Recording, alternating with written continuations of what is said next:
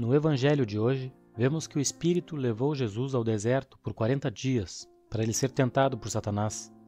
Mas por que o Espírito, justamente o Espírito, queria que Jesus fosse tentado? Escuta só.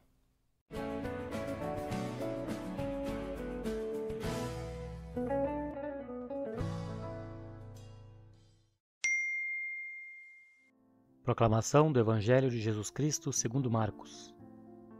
Naquele tempo, o Espírito levou Jesus para o deserto, e ele ficou no deserto durante 40 dias, e aí foi tentado por Satanás.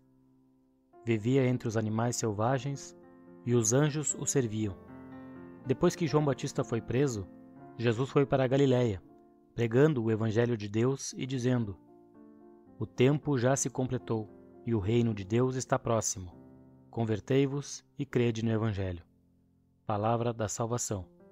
Glória a vós, Senhor. Nesse domingo somos confrontados com a imagem de Jesus sendo conduzido pelo Espírito Santo ao deserto, onde enfrenta as tentações de Satanás durante 40 dias. Essa narrativa pode parecer desconcertante à primeira vista, porque o Espírito Santo levaria Jesus a um lugar de provação e de tentação. A resposta a essa pergunta, ou parte dela ao menos, está na profundidade do simbolismo dessas figuras.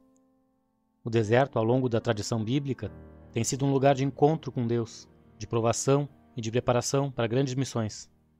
Moisés, por exemplo, passou 40 anos no deserto antes de conduzir o povo de Israel para fora do Egito.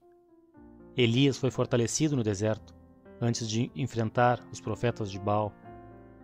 E agora Jesus, o Filho de Deus, é levado ao deserto para ser testado antes de iniciar seu ministério público.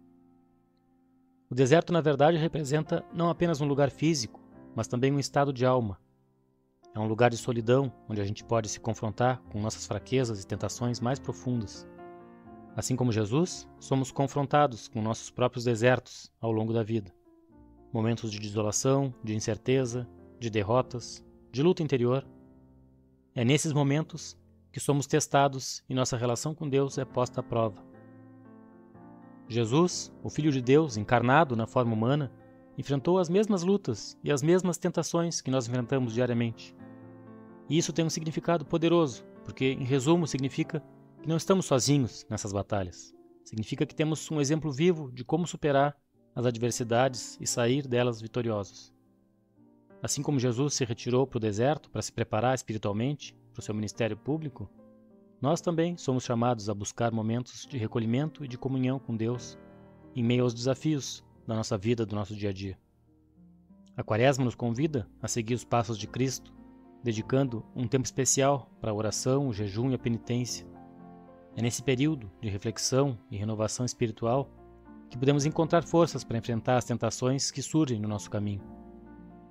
E o que são essas tentações? Elas podem se manifestar de diversas formas, seja através de influências do mundo ao nosso redor, de uma discussão com alguém, do desemprego, da falta de dinheiro, do cansaço, da preguiça, das inclinações carnais que também lutam para nos dominar, enfim, de todas as artimanhas do maligno que busca nos afastar de Deus.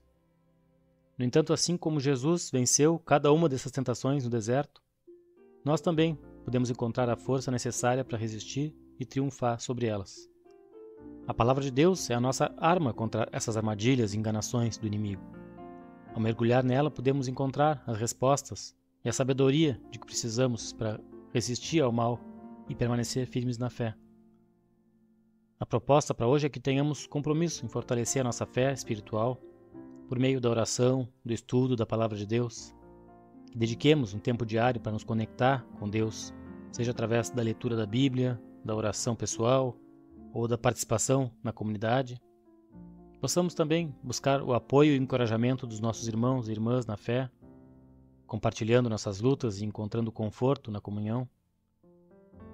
Podemos também identificar e enfrentar conscientemente as tentações que enfrentamos na nossa vida cotidiana, seja a tentação do egoísmo, do orgulho, da luxúria ou qualquer outra.